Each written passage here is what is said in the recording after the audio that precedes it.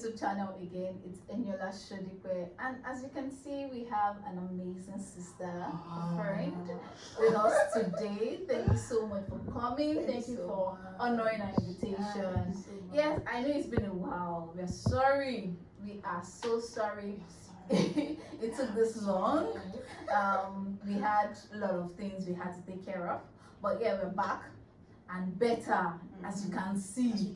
Yes. We are back and better. So thank you so much for joining us today.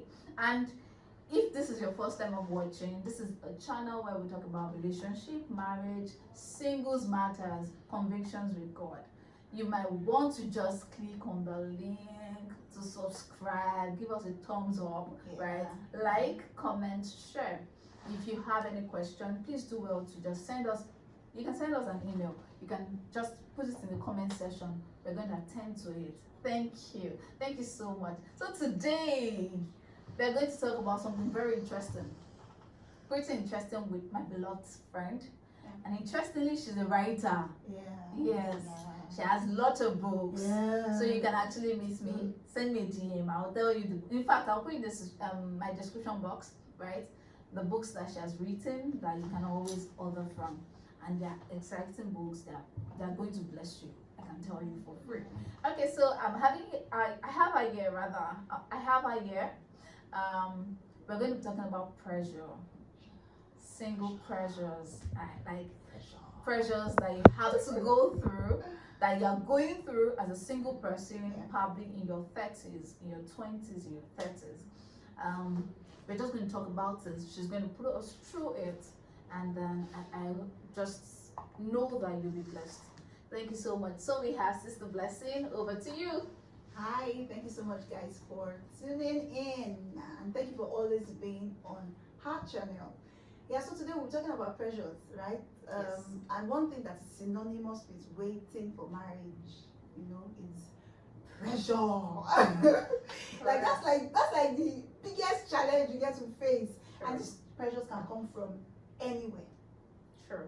They can come from yourself, they can come from people around you. Correct. Sometimes they're coming from your friends, the church, the society, and these pressures can be very, very serious. From yourself too, right? Yes, they can be very serious, like serious. And when these pressures start there, hey, you just be misbehaving. I don't mean to say that. But again, these pressures are real, like they are real. And, we're just having a conversation before we came on board, right? And we're saying that these pressures can be internal pressures, right? Sometimes they are self-inflicted pressure. True. Probably you had a mindset that you're going to get married at a particular age. Maybe you told yourself, maybe as a teenager or as a young adult in your early 20s, you said, I'm going to get married at 25. At 25.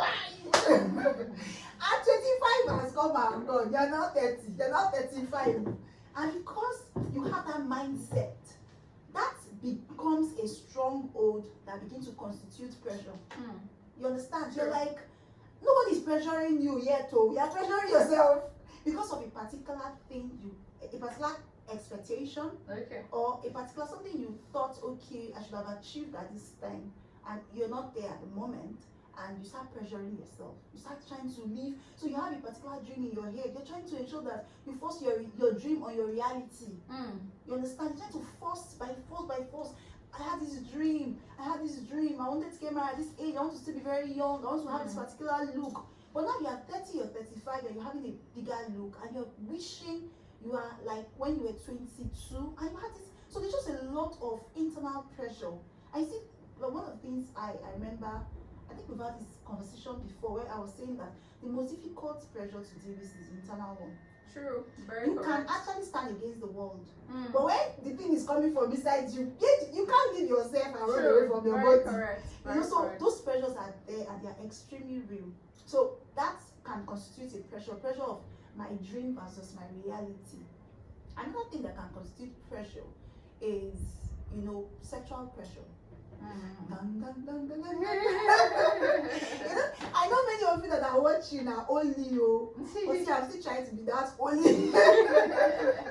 I'm not there yet, and I'm not going to pretend about it. But sometimes you just want to be held. Mr. Show, I know you don't used to feel that way.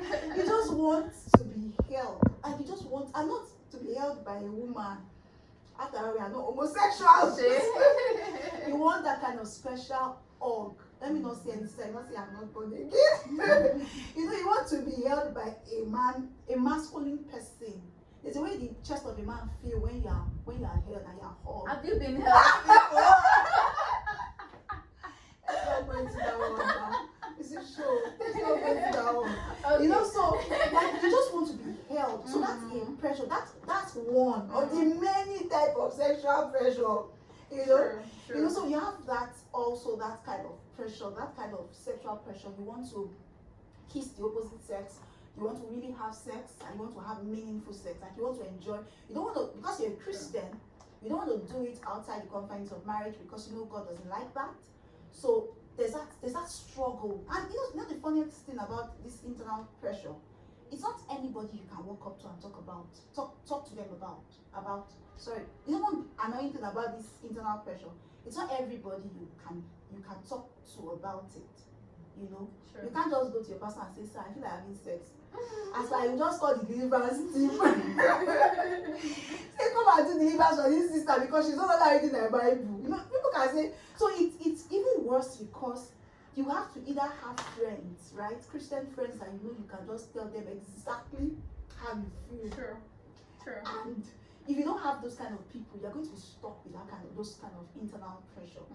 So I'm talking about expectations versus your reality. I'm talking about internal sexual pressure. You just feel like, oh God, I want to be held, I want to have sex, I want to sleep with a guy, you want to do all of those things, and they are legitimate. They're not bad at all. God even wants us to do it, but He wants us to do it in marriage, right? So those are the internal pressure. Then the external one, hey, Tieno Made. You've been to marriages where they just that's their prayers for it. Exactly. They don't have any other thing. They just don't worry. This time next year, it's yours. It's yours. You're wondering. Yes. Can you cut me the Yeah. funny prayers you're praying right now? If you have to pray for me, why not pray personally or in your secret place? Usually, maybe they don't know that these things has a way of depositing in us. And when you now get to probably your secret place, or probably when you're alone, this thing starts playing in your head and making you feel like you're not sufficient enough. Yeah, absolutely. So you can say that again. This is true. So the external pressures, they can come in different ways. True. It could be peer pressure. Okay, so you roll with a couple of your friends, and one after the other, you're seeing them getting married. This one, and suddenly you just realize that you're the only person that is single now in this group. You get so it could just, there's this sense of loneliness that it throws you into, and if you're not prepared for it, you could just you can go into despair. You can start getting into despair, start getting angry at God, angry at other people. So peer pressure. You have friends who are single with you, and you guys are doing things together as single people. Sure. And suddenly one after the other, everybody's just going, and you're just the only person left. So that's peer pressure. And sometimes you have to attend weddings of your friends, and you're seeing a lot of things happening, and you're asking yourself, when is this going to happen for me? When will I get to this point? When am I going to be celebrated? And sometimes you see the way there's so much attention on the bride on the wedding day. I just wondering, when am I going to be celebrated? Like that excitement is there. So you want to be on your own. You want this to happen to you too. And it's not bad to desire these things. So those pressures are there. So we have peer pressure, we have church pressure. Yes, let me say it again. Church pressure. But it's always well intentioned most of the time. Other time people throw it outside, but generally people mean well for you, and people want you to be married. So people can go about it in different ways. But again, bottom line is that oftentimes are not. They are well intentioned. True. Societal pressure. Yes. I have never been in that kind of space where I have been so pressured by society, but I've heard people say things like, you can't rent a house. If you're single, landlords will not allow you to rent a house. Some landlords will tell you can't rent the house because you're not married. I've heard it a couple of times. Ridiculous. Very correct. Wow. So that's one.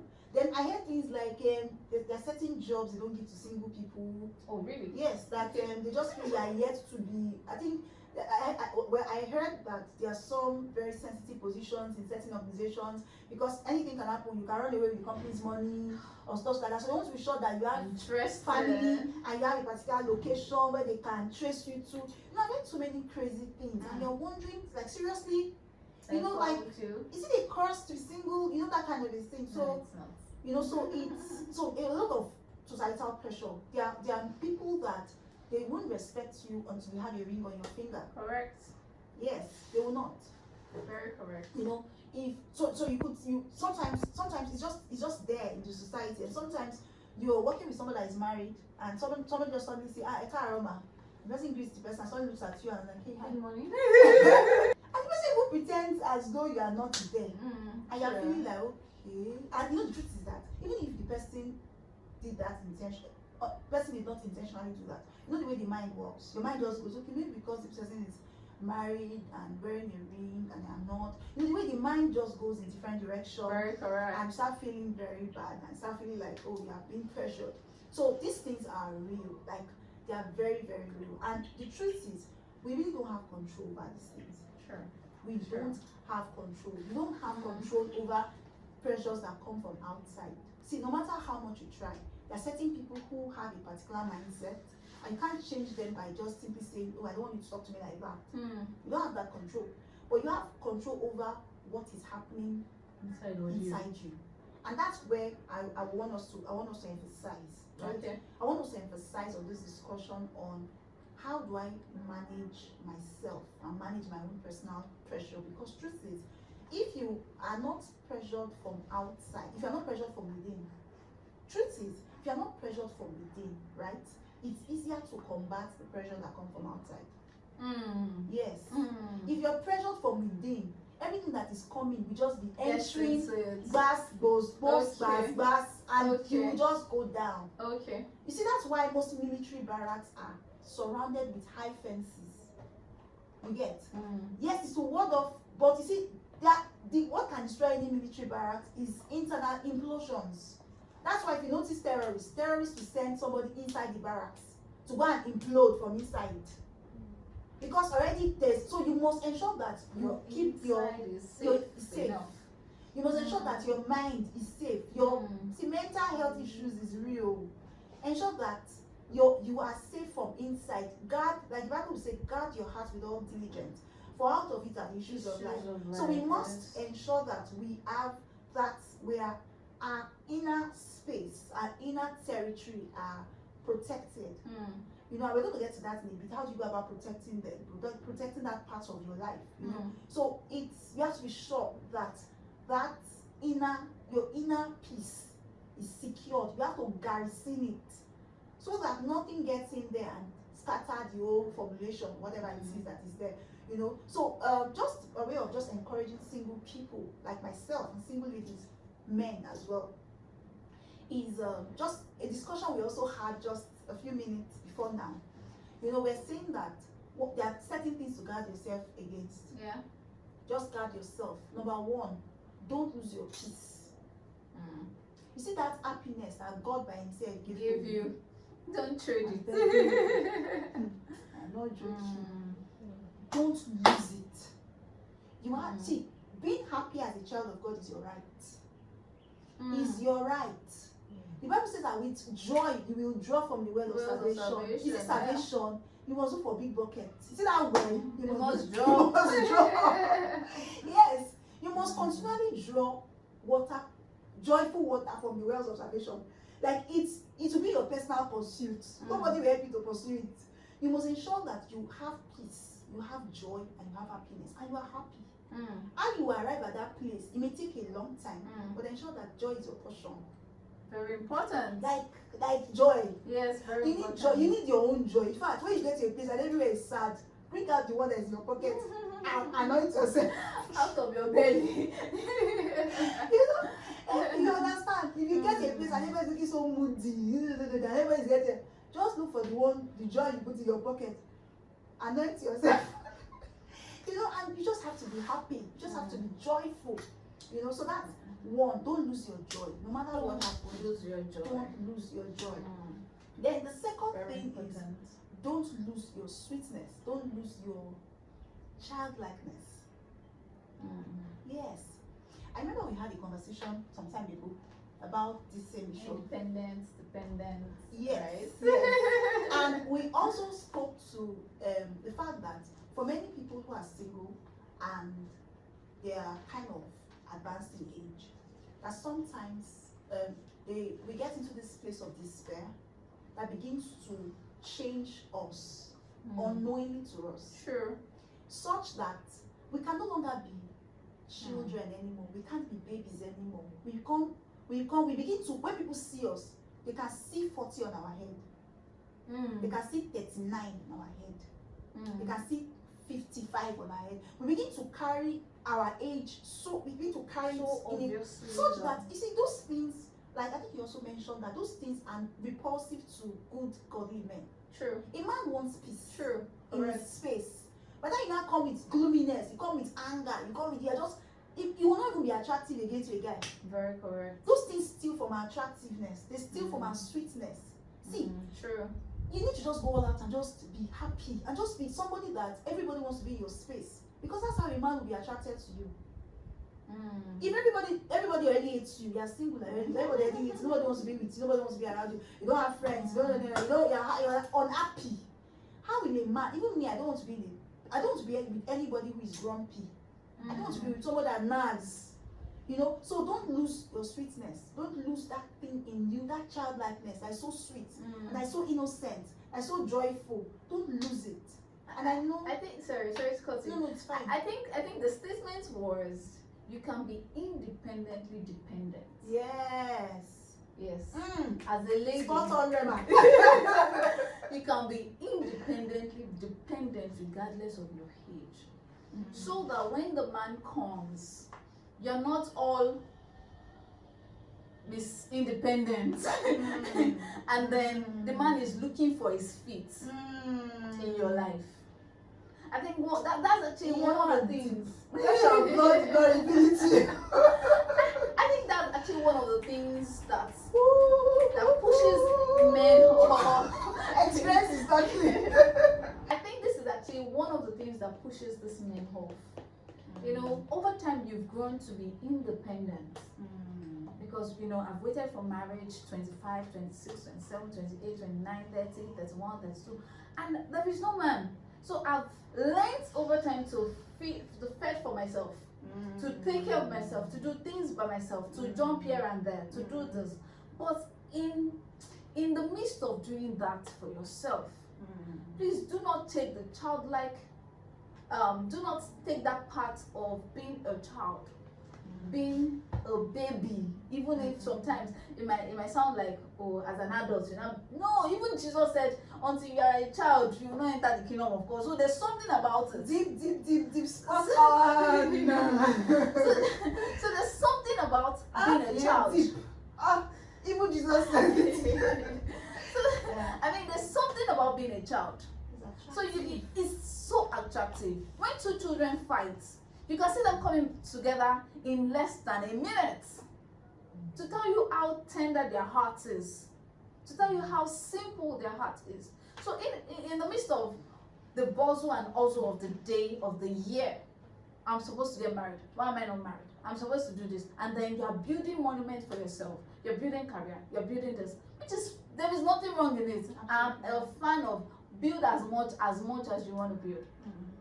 But please, when this man comes, when he comes, I'm not saying that, okay, then be dependent so that his headship, he won't be struggling with it. So, when a man comes close to you, does he still have this, oh, she's a lady? That touch of a lady, it's always very sweet. And that's one of the things why, we don't really realize that we are sweet as ladies. Yes. There is joy in being a lady. Yes. It's a blessing to being a lady. And you have to enjoy that part. I just want to buttress the part of the childlike and being independently dependent. so that this man doesn't become, he's not fighting, he's not struggling to find a place in you, right?